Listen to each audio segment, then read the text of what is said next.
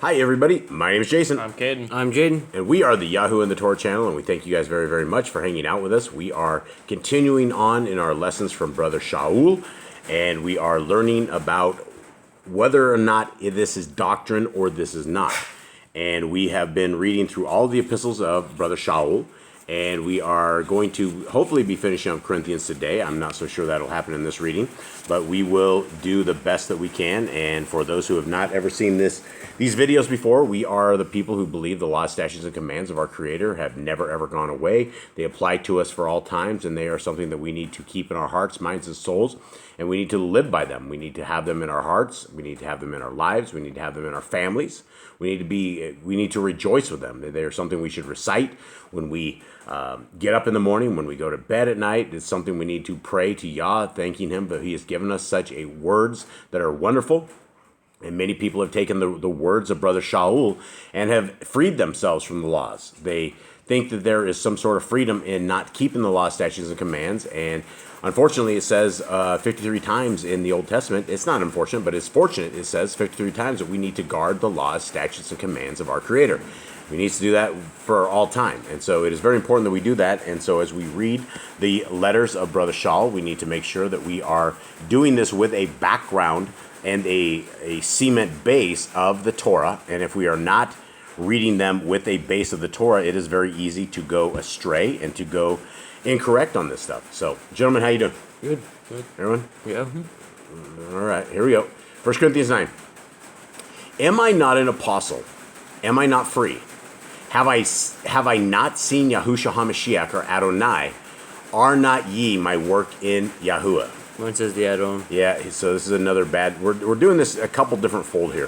One of these is that we are able to find the bad translations of the Sefer, and that is the Bible version we're using right here, so that we can put these on Front Street so that people are able to see that the Sefer is a very bad translation that you probably should not be using. And we've been using it for so long, they actually slipped a lot of these in here that were not in here. They did updates on their app, and they sent them out, and they really did some very evil stuff. And so we're trying to get people through that. Okay, so he says, are ye not in my work? And it should be in the Lord is the right thing. It should be in Strong's. I can't remember the number of it, but it is Kyrios is the word for this. It's not Yahuwah. Okay, 2. If I be not an apostle unto others, yet doubtless I am to you. For the seal of my apostleship are ye in Yahuwah. Adon. Yeah, he did it again. Wow, this guy really, really is breaking things here. Okay, so what is he saying? Verse 1 and 2. What is this saying right here? First of all, he says that he is an emissary. He's an emissary to these people, if they're not to the rest of the world. So he's really teaching these people. He is a teacher to them. He's kind of like a missionary going to them. He's like, I'm not a missionary to other people, but I'm a missionary to you guys. Yep. Okay, 3. My answer to them that do examine me is this. Have we not power to eat and drink? Have we not power to lead about a sister, a woman, as well as other apostles, and as brethren of Yahuwah and Kepha? Yeah, they have just, this is a horrible... Yahuwah doesn't have brothers, he's our father. Yehoshua is our brother. Yes. It's the same in the other one, too. It's the same in the old version? Yep. Okay, yeah, so they just, it's a terrible translation. We should never be using this. Okay, 6. Okay, I'm sorry, I'm driving this by myself, so it's a little lackey on the top part. Or I and Barnabé, have not we power to forbear working? Who goes a warfare any time at his own charges? Who plants a vineyard, and who eats not of the fruit thereof? Or who feeds a flock, and eats not of the milk of the flock? So here he's basically, people are like judging him because he does things everyone else does. Like, are we not allowed to have normal lives? Are we not allowed to have sisters and wives, take brothers with us, and eat and drink like you guys? Are we not allowed to be normal? Okay, is that what you get out of this? Yeah, he was saying that. Do we not have a right to refrain from working? He who serves as a soldier at his own expense. Who plants a vineyard, does he not eat of it? He's saying that they are getting the stuff from their work too. Is there something wrong with that? Is there something from them working at their own expense for blessing their own souls for this? All right, I think that's what it says. Say I these things as a man, or says not the Torah the same also? For it is written in the Torah of Moshe, you shall not muzzle the mouth of the ox which that treads out the grain. Does Elohim take care for the oxen? So he quotes the Torah and then says he takes care of his animals. He makes sure the animals aren't abused in his land. We gotta continue on reading. So. Or says he it altogether for our sakes? For our sakes, no doubt, this is written, that he that plows should plow in hope, and he that threshes in hope should be a partaker of his hope. If we have sown unto you spiritual things, is it a great thing if we shall reap your carnal things? If others be partakers of this power over you, are not we rather? Nevertheless have we not used this power, but suffer all things, lest we should hinder the Besorah of Mashiach. Okay. So it seems that he says, if we have sown spiritually among you, is it too much that we reap materially from you? So they were getting blessings from this, right? They were being blessed. They were obviously receiving stuff, and it was obviously a stumbling block for these people that they were receiving something in the flesh for helping these people, whether it was like shelter or food or something. And he's like, why can't we have this as well? He's like, we're not supposed to tread out the ox. He's like, he didn't just write that for the ox. We wrote that for us. If we're threshing floor, if we're eating the grain on the floor, we are just as the ox. We're working our field, and we should be receiving as well. Yeah, this is one of these things that is we're eavesdropping on letters, right? Brother Shaul's letters were probably never ever supposed to enter into scriptures. This was a thing done by the Catholic Church. It was done by Constantine, where they changed everything around. They added a bunch of stuff in. They pulled it out. So we're trying to decipher letters that we don't have the first half of. And so you're trying to break a puzzle on what exactly is Paul even writing back. Okay, so 14, I think. 13. Okay. Do ye not know that they which minister about holy things live on the things of the temple, and they which wait at the altar are partakers with the altar? Mine says they share all the offerings of the altar. Right. Even so has Yahuwah ordained that they which preach the Besorah should live by the Besorah. Yeah, don't. Yeah, I don't. Yeah, and so he screwed this up again. I have so many videos to make on this guy. It's just a work train in bad translations. Okay, so guys, what we're saying here is that it's not Yahuwah that it says. When we're saying the Lord is Messiah Yahushua is who it's talking about. It's not talking about anyone else but Messiah Yahushua, not Yahuwah, which is his dad. And it's not a trinity. It's not 3 in 1. There's 2 separate entities. 15. But I have used none of these things, neither have I written these things, that it should be so done unto me. For it were better for me to die than that any man should make my glorifying void. So basically, he's saying that they have the right, the people that minister have the right to share in the offerings, as the priests share in the offerings. If there's something that they receive for it, they should be happy that they receive it. They should receive it. There should be nothing wrong against them receiving some good from people he is teaching or something of that sort. And then he's like, but I am not taking any of that. I haven't taken a single bit of that, just so you can't say that my boasting enemy, just as Abraham gave all this stuff back and then took it apart to the priest, where he's like, I took this so you didn't say Abraham made me rich, but so I can say Yahuwah made me rich. Okay. Thank you. For though I preach the Besorah, I have nothing to glory of. For necessity is laid upon me, yea, woe is unto me, if I preach not the Besorah. So it's like, I don't like that translation. It just sounds like he's like not glorying in the good news. But because for if I bring the good news, it is no boasting for me. No necessity is laid on me. And woe to me if I do not bring the good news. So basically he's saying he is not receiving anything of the good news. That way he can't say that. People can't say, oh, I got all this stuff from people I've taught. He's just saying, I'm teaching the good news, and woe to him if he's not teaching the good news because he needs to be teaching it. Okay. Jade, you gonna get in this at all? Do you have anything? So basically, I think it was a little hard to understand what he said there. Basically, he was like, I shouldn't receive anything from reading the good news, but I need to bring the good news to people. But if I don't teach it, then woe to me. But I need to be teaching it no matter what, without receiving anything. Yeah, all you guys can bring your comments into this stuff. I mean, it's going to be hard to figure out some of this stuff. So the more minds, the better. 17. For if I do this thing willingly, I have a reward. But if against my will, a stewardship of the Besorah is committed unto me. Here, I'll read mine. Okay. For if I do this voluntarily, I have a reward. But if not voluntarily, I am entrusted with a management. Okay. What is my reward then? Truly that when I preach the Besorah, I may make the Besorah of Mashiach without charge, that I abuse not my power in the Besorah. Okay, what is he talking about? He's saying that he is not abusing his power, that he's not overusing his power. He's doing this thing voluntarily, that he is just doing it for the goodness of the kingdom. He's doing it for Mashiach without cost, so that there's no way he can take riches, or there's no way people can say anything against him, saying, oh, he just does it for the money. Yeah, like Kenneth Copeland and all those guys out there. There's hundreds, if not thousands, of TV preachers and preachers that make their entire living doing this stuff, and they're preaching the wrong doctrine. 19. For though I be free from all men, yet have I made myself servant unto all, that I might gain the more. And unto the Yahudim I became as a Yahudi, that I might gain the Yahudim. To them that are under the law, as under the law, that I might gain them that are under the law. Torah. Yep. To them that are without the law, as without the Torah, not being without the Torah to Elohim, but subject to the Torah of Mashiach, that I might gain them that are without the Torah. Okay, what is he exactly saying in the last 3 verses of this? I think what he's trying to say, from like a single point perspective, I think he's saying that to try and win more souls, he became as the other people were. He did as they did, it seems. That's what it really reads like. I don't know if there's another better way to explain it, or there's a different translation that has it better. But he's just saying, like, he became, to the Jews, he became a Jew, and to those under the Torah, he became under the Torah, and those without the Torah, he acted without, he like looked like he was without the Torah, but he said he was not under the Torah, but he was not without the Torah to Elohim. He just looked like it. Okay, Jay, do you have anything else? No, I think that's right. It's really complicated. I don't think that's a good way of doing it. You could definitely throw some stuff in there. I mean, like, if you want to hang out with the guys in the bar and make them think that you're not a Torah keeper, then you're probably going to start drinking with the guys in the bar. That way they would know you're in Torah or something. That's the way. I don't think that's the way it went down, but it is a very hard description of this. Okay, 22.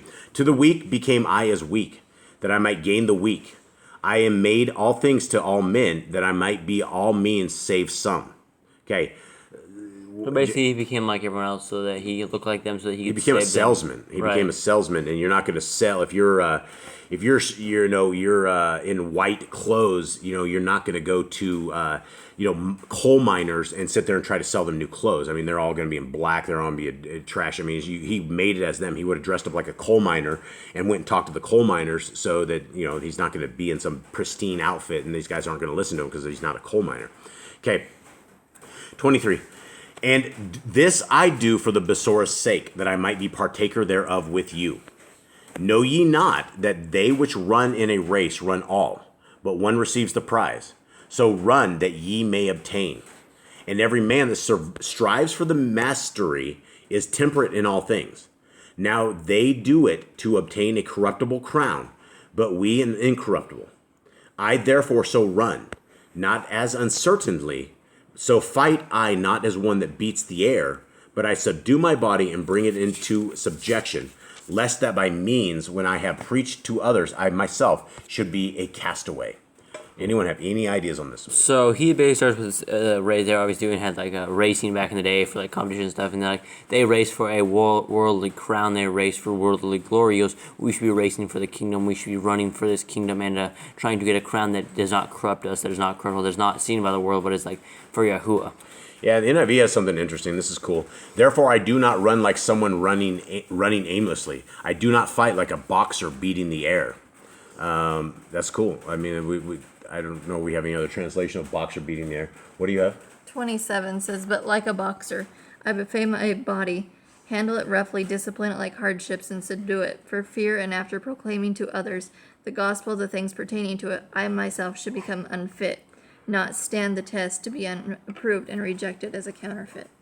Yeah, so it's cool. I didn't I don't know know if that. they had boxing. It's probably more. I bet they had boxing back then. Yeah, In that's the Roman more- days, I bet they that's totally some had boxing. gladiators. Yeah, I would say Yeah, gladiators. the gladiators, but I guarantee they had boxing. Every man wants Everyone to has box. everyone has a fisticuff thing. Yeah, there's dudes have boxed since the beginning. Yeah, was there a Christian every man? said aggression. Oh, aggression. I thought you said there's Christian every man. I'm like, it could be aggressive. No, yeah, there is aggression in every man. And boxing is, I think, I don't know when it was started. Definitely back in the Roman days. I mean, that's where you get Roman Greco wrestling and things of that nature. So they definitely had hands on back in those days. So, all right, let's continue on.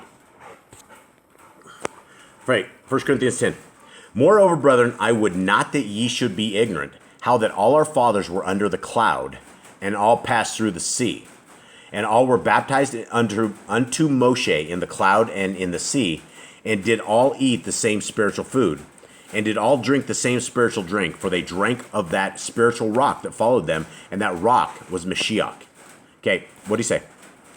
So he says he doesn't want them to be ignorant. He's like, now all of our fathers were under the cloud. They were all all with Mashiach. Cloud is he talking about? What cloud? I think the cloud of the sky, the cloud of Yahuwah. Yeah. The cloud, the pillar that walked with them by day and night.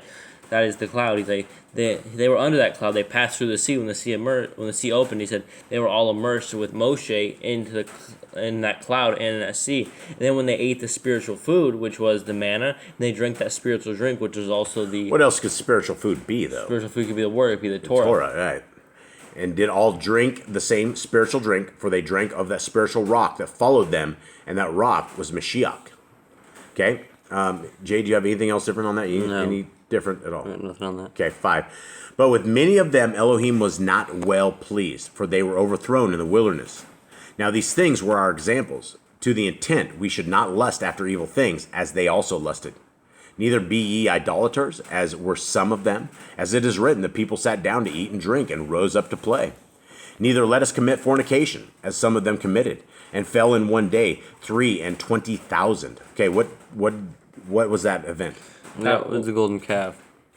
They started worshiping a golden calf, and they all sinned. This is basically just stuff from the Torah. You're just quoting the Torah here and giving some story time from this Torah. Yeah.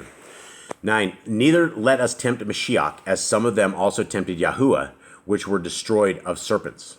I think you actually got that one right. Yeah, mentioned Mashiach. Mashiach, and then it tempted Yahuwah, right? Because that was correct. As some of them also tried.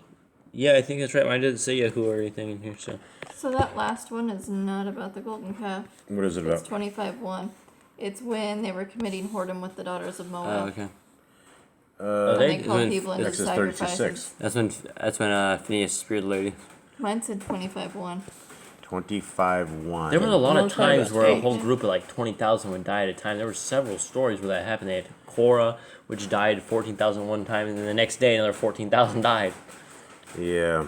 Okay. But that one doesn't have the same one Nicole's had. First it says Exodus 32:6. And I don't think the golden calf was way before that. That was like Yeah. 20s. That was early Exodus, wasn't it? No. The 20s, because they got the 10 Commandments and they. Mine says Numbers. Number. So that must be for verse 8. Okay. Let's continue on. 10. Neither murmur ye, as some of them also murmured, and were destroyed of the destroyer. Now all these things happened unto them for examples, and they are written for our admonition, upon whom the ends of the world are come. Wherefore let him that thinks he stands take heed lest he fall. There has no temptation taken you, but such as is common to man. But Elohim is faithful, who will not suffer you to be tempted above that ye are able, but will with the temptation also make a way to escape, that ye may be able to bear it. Okay, what you guys say, Jade? So he says that no trials ever attain you. If you think you are strong in the faith, if you think you are a great person for Yah, you haven't endured any trials yet. He's like, you really haven't endured trials. You've endured what basic people have dealt with, what man has dealt with. He's like, there will be stronger trials, but Yahuwah will not give you more than you are able to bear, and he will give you a way out of this so you can bear this trial. So it's not something you can say that Yah tried me and I couldn't do it because it was too hard for me. Right. Okay, next one is labeled Idle Feasts and Lord's Supper. So let's begin here. Wherefore, my dearly beloved, flee from idolatry. I speak as to wise men. Judge ye what I say. The cup of blessing which we bless, is it not the fellowship of the blood of Mashiach?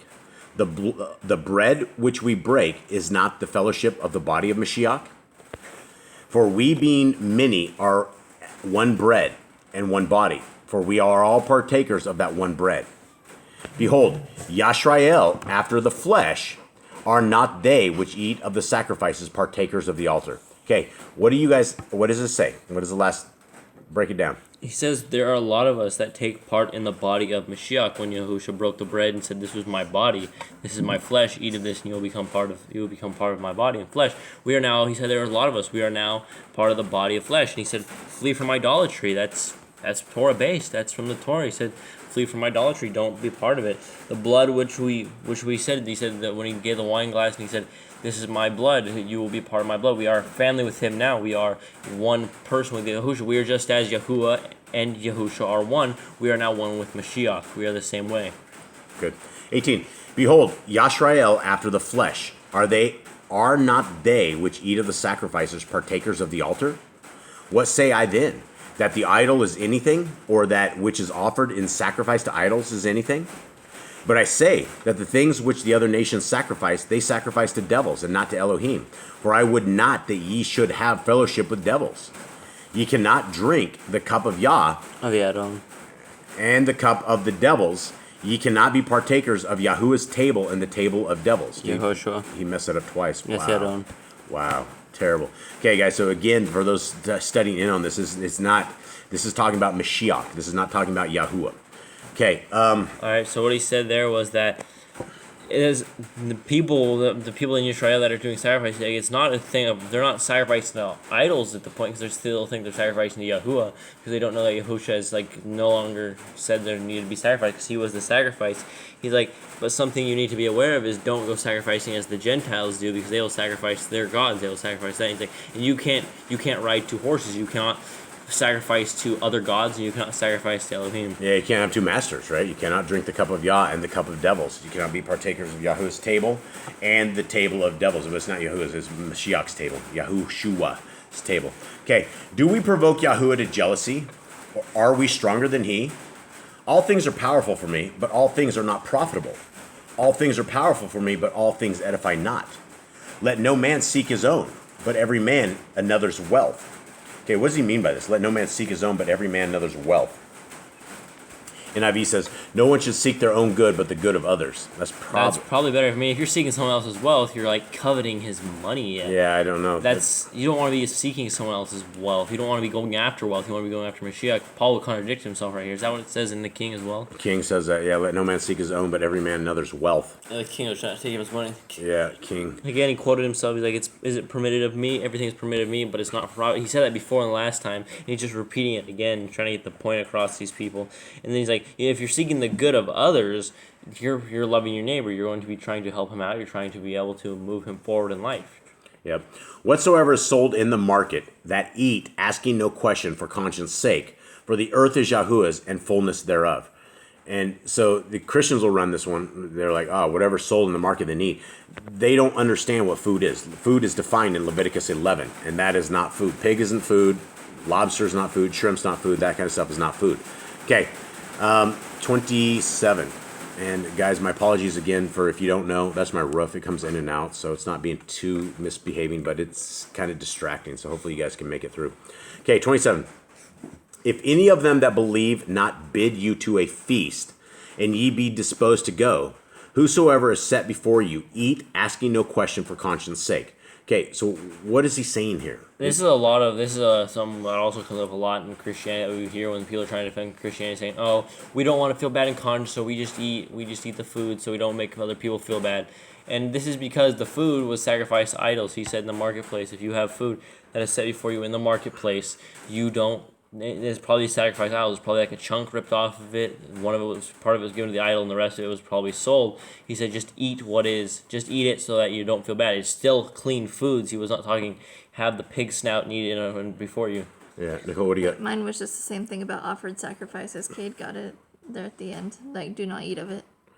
Yeah, so is he saying not to eat of it, or is he saying to eat of it? He's saying eat the food, right? For conscience sake, just eat it, accept it, because if it was offered to an idol, you're never gonna know if it's offered to an idol, especially because if an unbeliever invites you to a thing, you never know if the food's gonna be clean or not. Mine says do not eat of it out of consideration for the person who informed you, and for their conscience sake. Yeah, so somebody like informed you that it was offered to idols. Don't, even though an idol is like nothing. Oh, that's a verse down. That's a verse down. Oh, is it? That's Yeah. in 28. We haven't got to 28 yet. Okay, 28. But if any man say unto you, this is offered in sacrifice unto idols, eat not for his sake that showed it, and for conscience sake, for the earth is Yahuwah's, and the fullness thereof. So basically, if you don't know, and the guy just put it before you, there's no reason to not eat it. But if someone tells you that this is unholy meat, this was offered to idols, this is not good for you to eat, then do not eat it. You should not eat the food. Because you're causing a stumbling block in others. You start eating that, and somebody excuse me, someone, if you eat that from your brother sees that as sin, and you said don't eat it for the sake of him and for your conscience. Yeah. 29. Conscience, I say, not your own, but of the other. For why is my liberty judged of another man's conscience? This is the pig eaters of the Christians run this. Yeah. I've heard this so many times. And all they had to do was read up just a little bit and understand that this was about meat sacrificed to idols. Yeah, and this is all about the Christians. Oh, I need the liberty. I got no conscience. I don't think Christians do have a conscience. I really don't. At least the sleeping ones. 30. For if I by grace be a partaker, why am I evil spoken of for which I give thanks? Okay, that was hard. Or Okay. Dr. Seuss. Yeah, if I take part in the meal with thankfulness in the NIV, why am I denounced because of something I thank God for? The Christians will do that too. They're like, well, I thank God for my pig. I'm just going to eat it. There's absolutely nothing wrong with that. This is if he didn't know that the meat was unholy and he prayed for the food, right? There's a way to pray for food, and it's not praying for your unclean pig that Yah said is not food. Yeah, don't eat abominable stuff. 31. Whether therefore ye eat or drink or whatsoever ye do all to the glory of Elohim. Now, did he just say eat unclean food in the glory of Elohim? Because that's what the Christians believe this means. No. I've heard that 100 times. He didn't say that at all. He said, eat this food for the glory of Elohim. Whether it was sacrificed to idols or not, you don't know. But it should be given thanks to Elohim for the food you have. You should always be giving thanks no matter what. Yeah. 32. Give none offense, neither to the Yahudim, nor to the other nations, nor to the called out assembly of Elohim, even as I please all men in all things, not seeking my own profit, but the profit of many, that they may be saved. Mine says, cause no stumbling either to the Yahudim or the Yahwanites or to the assembly of Elohim. He said, don't make a stumbling to these people, right? Because if you're making them stumble, you're making them upset. You're not going to be able to turn them to the right way. You're going to offend them, and they're going to remember that time you caused them to stumble. So Right. that's why he says, if you're informed that this meat is unclean, don't eat, or not unclean, but unclean in the form it's defiled by sacrificing to idols, don't eat it. And if you don't know, just eat it. So you're like, oh, I can't eat this, I don't know where it's from, kind of thing, and you cause a stumbling block. This person, he's trying to just give a better form of love your brother and try and get him. He's thinking of others, really. Just be more considerate of others. Yeah, and if people could definitely see a stumbling block. I mean, if you're like, oh, don't eat that, that's for an idol, and you eat it anyway, then these guys are going to go, wow, this guy doesn't care what Yah thinks. This guy's a heathen. He's a pagan or something, or he doesn't care. Okay, let's go to the next one. 1 Corinthians 11. Be ye followers of me, even as I also am of Mashiach. He said, become imitators of me. Because if you're following him, right, he would say, I am Well, the Christians Paul. right there will take that, and they do follow Paul, and they make him their He said Elohim. imitators, because I imitate Mashiach. And Mashiach, well, he followed the commands. Yeah, NIV says, follow my example as I followed the example of Christ. The King really... Sefer and King are just kind of letting us They are, down. Sefer and King, Dr. Stephen Pidgeon has definitely got an F on grading. So I would not take his Hebrew courses. I would not do anything with this guy because they obviously don't know. They don't know what Hebrew is because they haven't read this stuff. And if these guys are teaching this and running courses on this, but their translations are this simple, you would not want to go under this teaching by any means. Okay, 2. Now I praise you, brethren, that ye remember me in all things, and keep the ordinances as I delivered them to you. But I wouldn't. And what ordinances? What is he talking about? Ordinances. The commands of Yahuwah, keep them as he delivered them to us. So he taught them the Torah. He didn't just tell them they're free from the law, everything's hunky-dory and we're great. He says... This is a hard verse right here because it says, I praise you for remembering me in everything and for holding to the traditions just as I passed them on to you. What is he talking about? I mean, that's what it says in the NIV. It has to be. That's what mine says as well. The traditions. It has to be like the Torah. He passed the Torah onto them. That's their tradition. Yeah, but it wouldn't be a tradition. It would be the laws of Yah. I mean, I guess you could have a tradition, and your tradition is the Torah. Could be. Yeah. So does this say not to keep the law? Nope. No. Okay. And he's talking to Corinth again, not talking to us. So. Yeah. But I would have you know that the head of every man is Mashiach, and the head of the woman is the man, and the head of Mashiach is Elohim. Oh, wow, he said... got that one right. Yep. Yeah, he just said that the Torah is correct. He said that Mashiach is the head, and he just separated the Trinity. So he's basically saying that who's over us, like, right? Yahuwah is over Mashiach, Mashiach is over us, man is over woman, like Yeah, that. and women over children, essentially is how that goes. Okay, man to children, women to children as well. Okay, 4. Every man praying or prophesying, having his head down, dishonors his head. Having his head covered brings shame to his head. Every man who prays or prophesies. So it says his head covered brings shame to his head. So then that is head is capitalized in mine. So that must be Yahushua. I don't know. Every man who prays or prophesies with his head covered dishonors his head, is what it says in IV. It's almost the exact same. That's like talking about the prayer shawls. This dishonors his head. I mean, So they take out the Jewish prayer shawls. well, that would, yeah. I mean, that would be the little skull caps, right? The little Jewish Right. skull caps thing. I think they call them Right, skull because cap. you're not going to be covering your head. Usually, most people don't. I mean, you wear a hat sometimes, but Well, they all will always. Jews will always. yeah, you don't see them without a giant hat or a little Yeah, skull they're prayer cap shawls. or something of Right. the sort on them. So that I mean, Brother Shaul. I mean, this is great because he's breaking his Judaism roots, because he would have definitely had his little skull cap. He would have had the same stuff that the Jews did, for sure. Okay, 5. Not every woman who prays or prophesies with an uncovered head disgraces the head itself, but it is a disgrace for those who are shaven. All right, what's he So saying? basically, says women shouldn't shave their heads when they pray. Maybe before they pray. Prays or prophesies with her head uncovered dishonors her head. It is the same as having her head shaved. Well, we know that uncovering her head means letting her hair down. Right. So what is he saying by this? This one says her husband. Her husband? She beheaded when Whoa, when she beheaded the is husband? bareheaded, dishonors her head, her husband. It is the same as if her head were shaved. Dude, this almost sounds like another Paul law. I mean, this is like one of these ones that What are the reasons you would shave your head in the Torah? Being unclean, sad. being unclean for the dead. Nazarite. If you shave your head before you took a Nazarite vow, There was one, if you became completely unclean, you shave all your hair off your body. right? Leprosy, Leprosy. right? Maybe he has something here basically saying that if you cut your hair off, all your hair off, that you're like showing uncleanness or something. I don't know why he would have this unless there's some Judaism still stuck inside of him. Read See, 6. yeah, okay. if the woman is sheared, like It's a not sheep, covered. yet wholly covered, such women are not obscene when wholly covered. Wow. For if a woman is not covered, let her also be shorn. But if if it is a shame for a woman to be shorn or shaved, let her be covered. For if a woman is sheared, I mean, that would basically say her head is shaved, right? Yeah. So first of all, he goes, what's 5 say?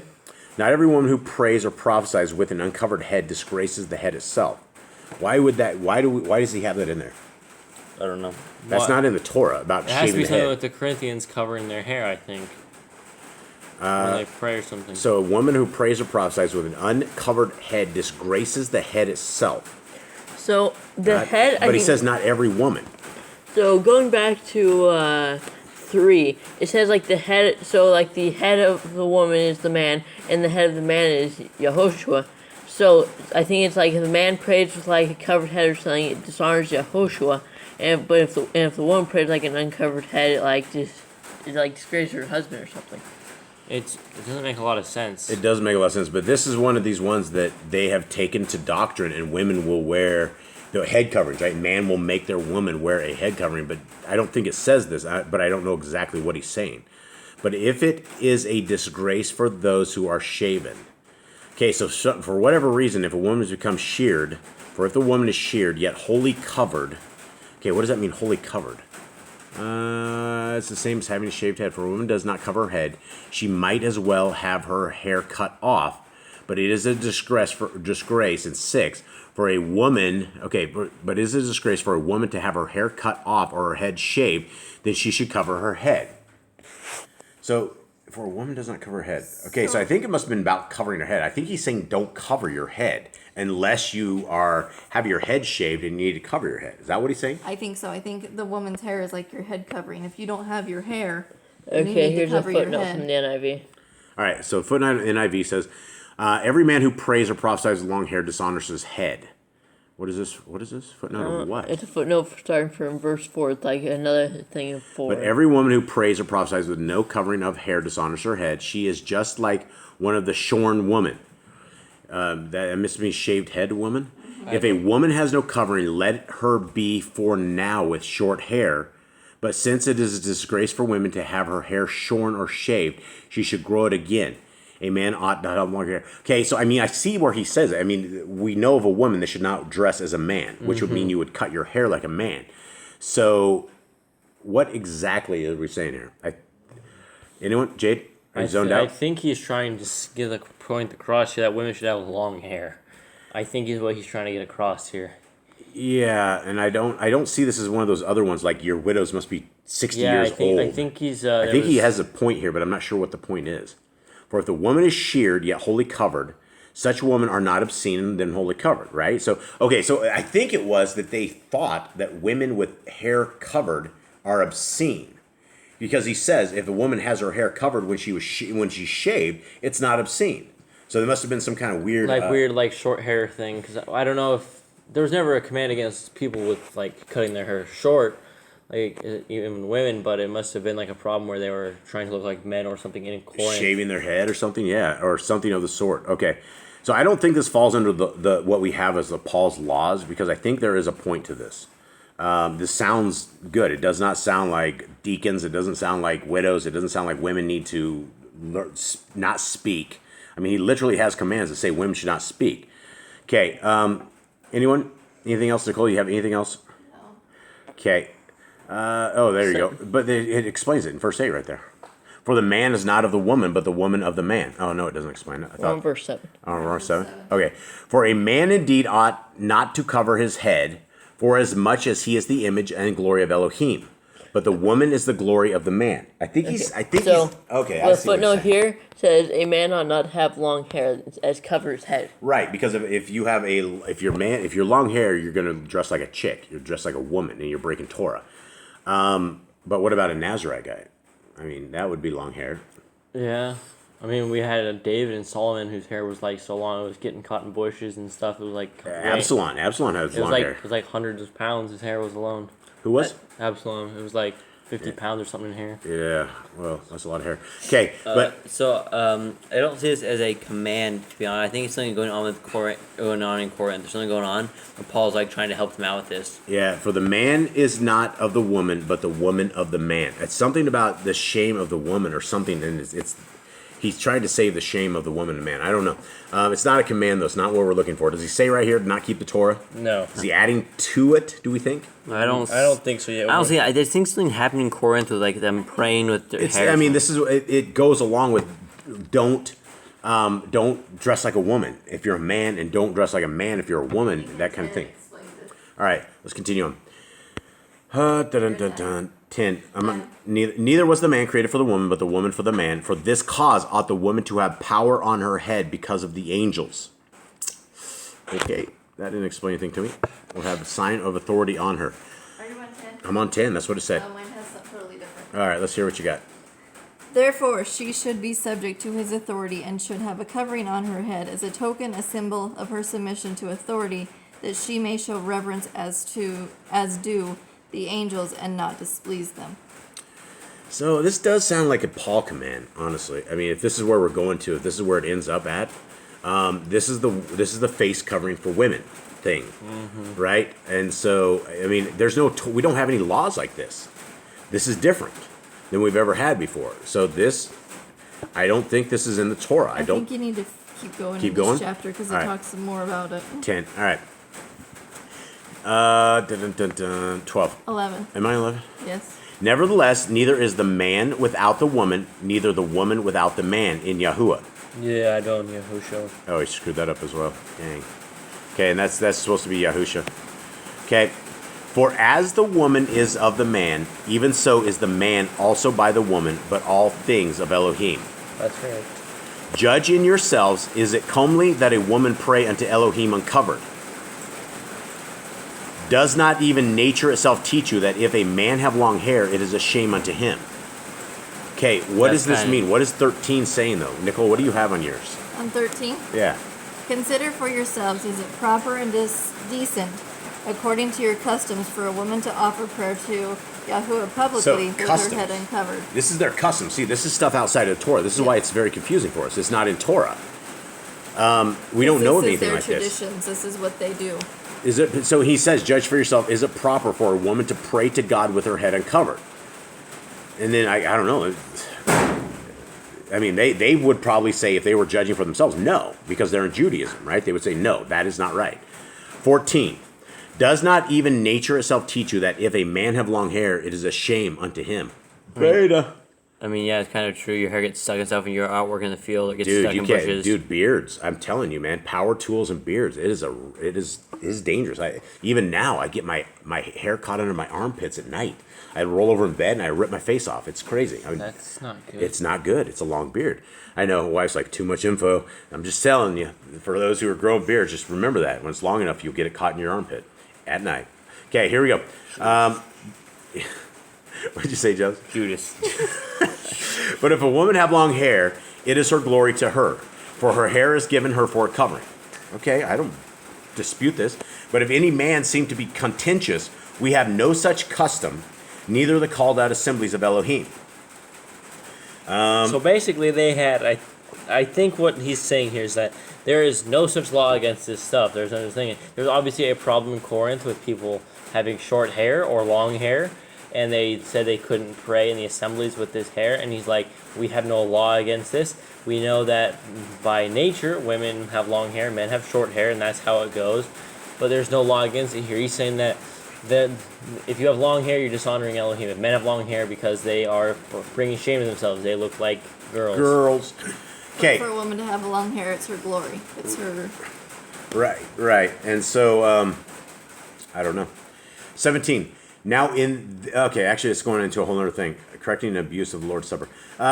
So my 16 says, now if anyone is disposed to be argumentative and contentious about this, we hold it and to recognize no other custom in worship than this, nor do the churches of Elohim generally. I say assemblies. Okay. So it was just their custom. That women, Yeah, so It's Judaism. I mean, Yeah. that's what he's talking about here. He's talking about He Judaism. says no one does. He goes, if, however, anyone seems to be contentious, we do not have such a custom, nor do the assemblies of Yahuwah or Elohim.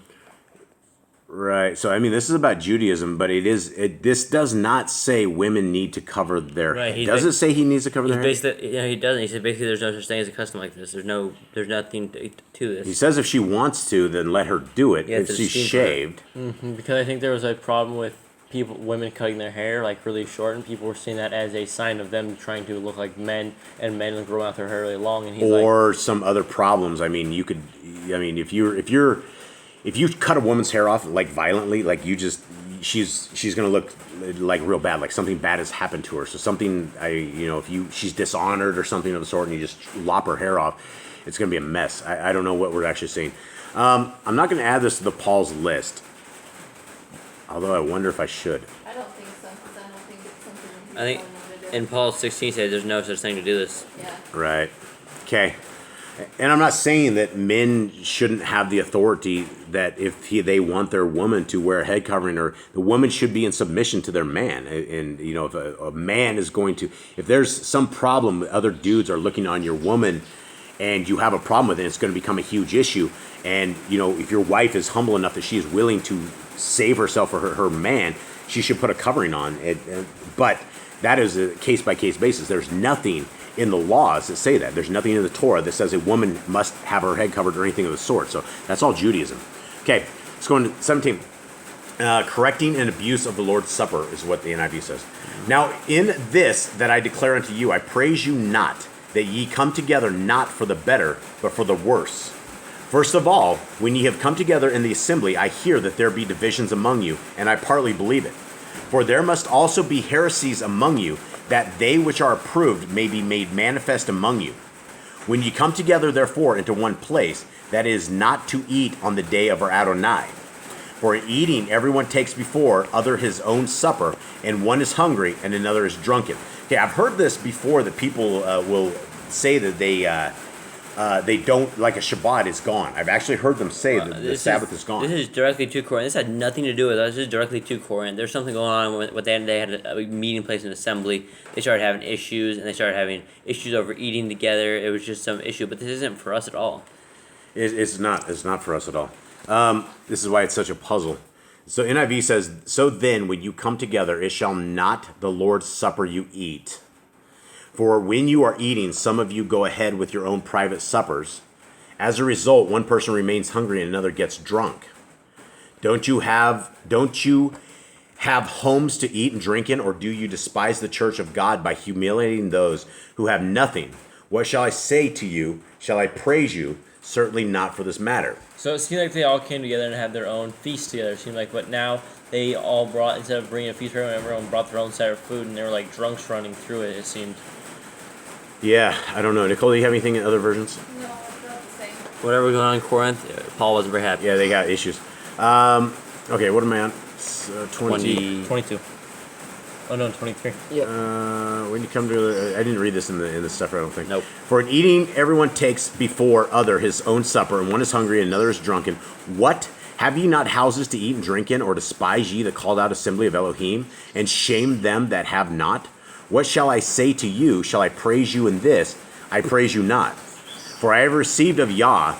You screwed it up again, right? Yep. Screwed it up again. Wow. This guy actually charges money for this application. Incredible. Amazing. Okay. For I have received of Yah that which also I delivered unto you. That Adonai Yahusha, the same night in which he was betrayed, took the bread, and when he had given thanks, he broke it and said, Take ye, this is my body, which is broken for you. This do in remembrance of me. After the same manner also he took the cup, which he had supped, saying, This cup is a renewed covenant in my blood.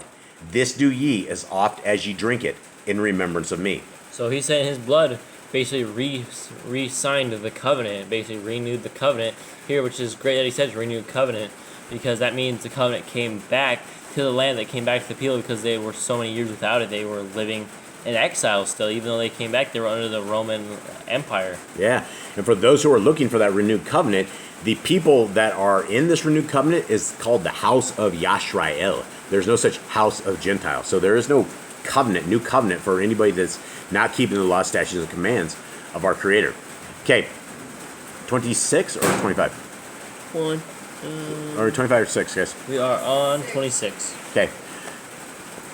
For as often as ye eat this bread and drink this cup, ye do show Adonai's death till he come. Wherefore, whosoever shall eat this bread and drink this cup of Yahuwah unworthily shall be guilty of the body and the blood of Yahuwah. Wow, he smoted this verse. The blood of Yahuwah. It says the blood of Yahuwah. Blood of Yadon. Yahuwah Wow. didn't bleed. Wow, this Stephen Pigeon. Check yourself, son. Check yourself. Okay, that does not say that. So read a correct instructions for those who want the correct scriptures. For as often as you eat this bread and drink this cup, you proclaim the death of the Adon until he comes. So that whoever should eat of this bread or drink of the cup of the Adon unworthily shall be guilty of the body and blood of the Adon. Jinkies. They completely smoted this one. That's terrible. But let a man examine himself, and so let him eat of that bread and drink of that cup.